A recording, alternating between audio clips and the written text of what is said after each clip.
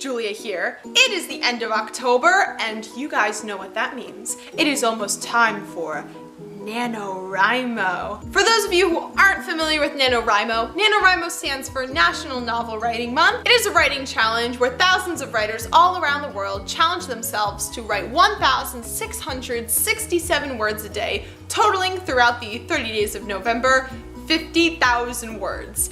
It is definitely a challenge, and it is no way easy, but one of the ways to make it a little bit easier is to prep beforehand so you know what you're writing. So if you're planning on participating in Nanowrimo in November, then a lot of us use October as a prepping month, so we call it Preptober. So there's basically two types of people that do NaNoWriMo. There's the planners who use Preptober, and there's the pantsers. Pantsing stands for flying by the seat of your pants, just kind of shortened into pantser. Pantsers kind of have a general idea of what they're writing, but they kind of just jump into NaNoWriMo and just start writing. For me, I'm a planner, so I really need this planning time to kind of organize my thoughts and get ready for the month of November. I'm going to show you a little bit of what I've done in the past for planning, and hopefully that will give you some ideas. So for all of my projects, I have a little notebook that I used. This is my notebook for Missing Her.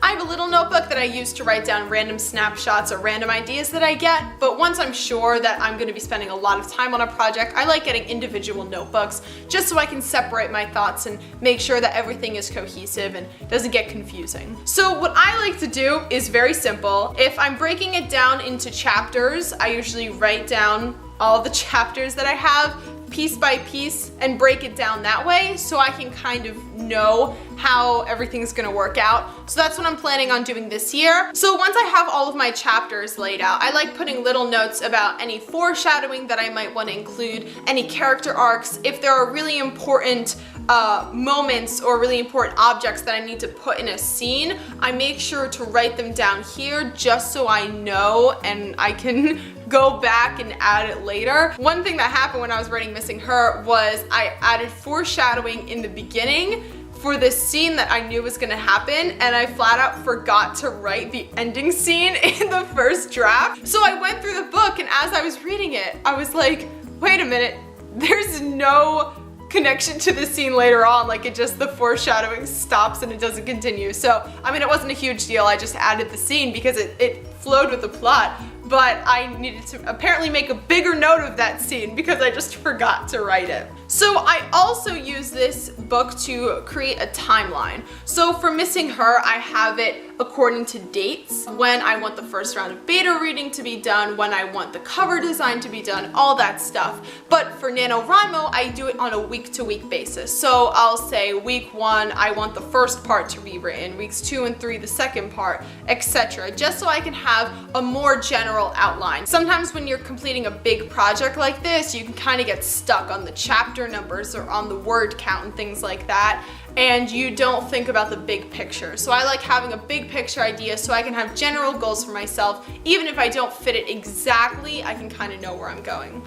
Missing Her is definitely a plot-driven book, so all I really needed to do was plan out the plot. I kind of had the character arcs in my head, but the plot was the most important. For the Scavenger, it was a little different. So as I've mentioned before, the Scavenger takes place in 4 different points of view, and each of the chapters is from a different point of view. So Catherine, Samuel, Frank, and Nathan all had different chapters dedicated to them. As I was planning out the drafts, I didn't just need to figure out what was going to happen, I needed to figure out what was going to happen and who was going to tell that chapter. So I used something a little more complicated.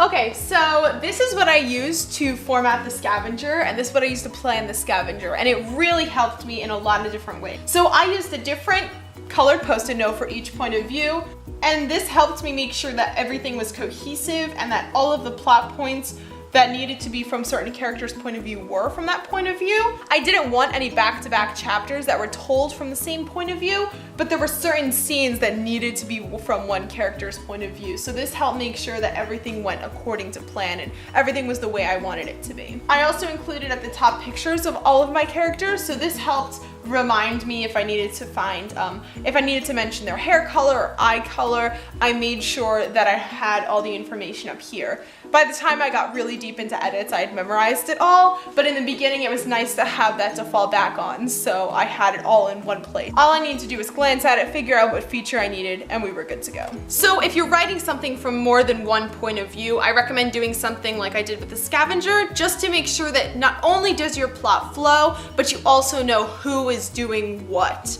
and who is experiencing what, because there are certain events that are more impactful from certain character points of view. So how do you prep for NaNoWriMo? I'd love to hear your thoughts down below. A lot of people do it a lot of different ways. I have a more simplified way of doing it just because if there's too much going on, my brain gets confused. So I like to keep it nice and simple to make sure that I know what I'm writing about. If you are interested in buying The Scavenger, my debut novel, it is available on Amazon. It is also available on Barnes & Noble online and on my website. And on my website you can buy a signed copy, which is super cool. You can personalize it. It's a blast. So I'd really appreciate it if you'd help support me as an author. Thank you for stopping by. Bye!